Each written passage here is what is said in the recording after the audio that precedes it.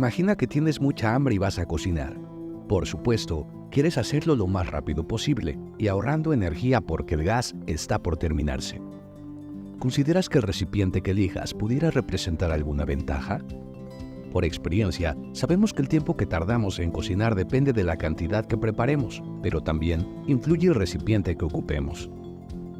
Esto se debe a la propiedad de los materiales denominada capacidad calórica específica o calor específico, que podemos entender relacionada con la resistencia que un material opone a cambiar su temperatura cuando la calentamos o la enfriamos.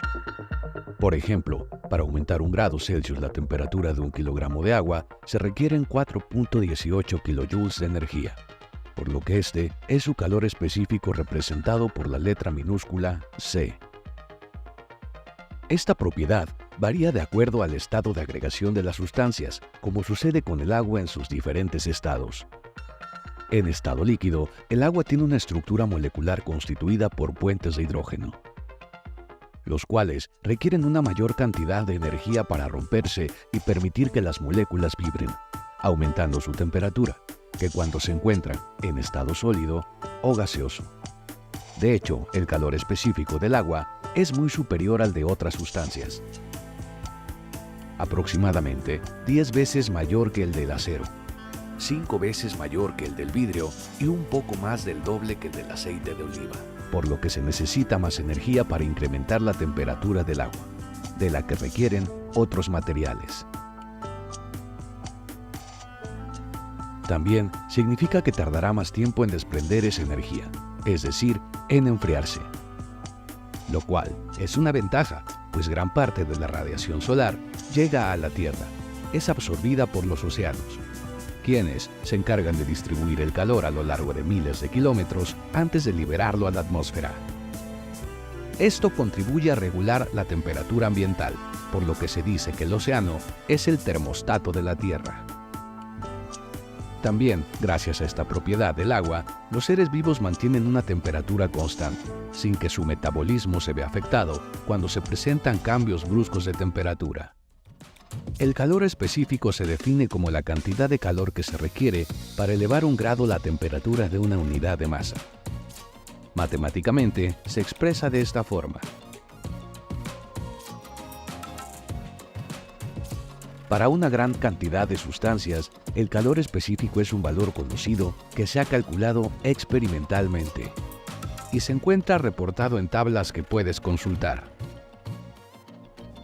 Por lo que en muchos casos se calcula la cantidad de calor absorbido o liberado por una determinada cantidad de sustancia. Esta energía térmica que produce un cambio de temperatura se denomina calor sensible.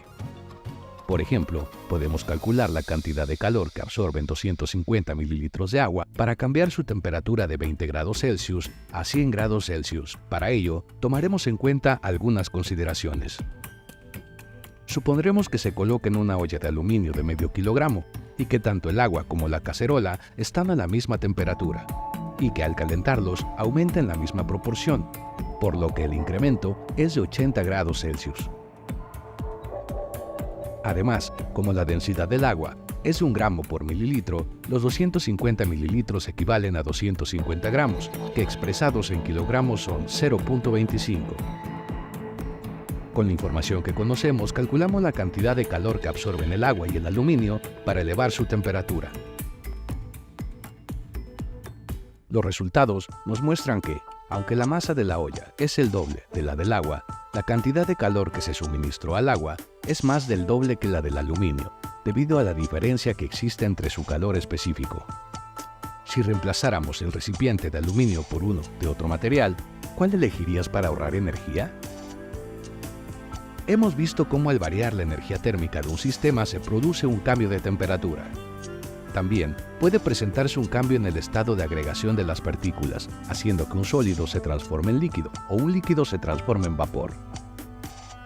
Durante este proceso, la temperatura del sistema permanece constante, por lo que la energía térmica responsable de estos cambios se denomina calor latente de fusión o evaporación.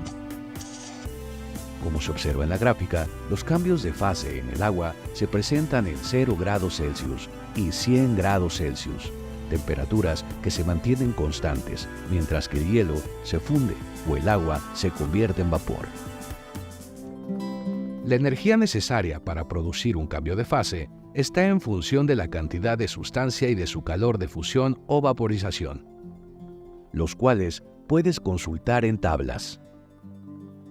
En el ejemplo anterior, calculamos la energía necesaria para calentar el agua de 20 grados Celsius a 100 grados Celsius.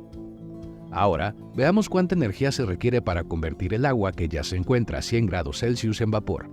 ¿Crees que la cantidad será mayor o menor?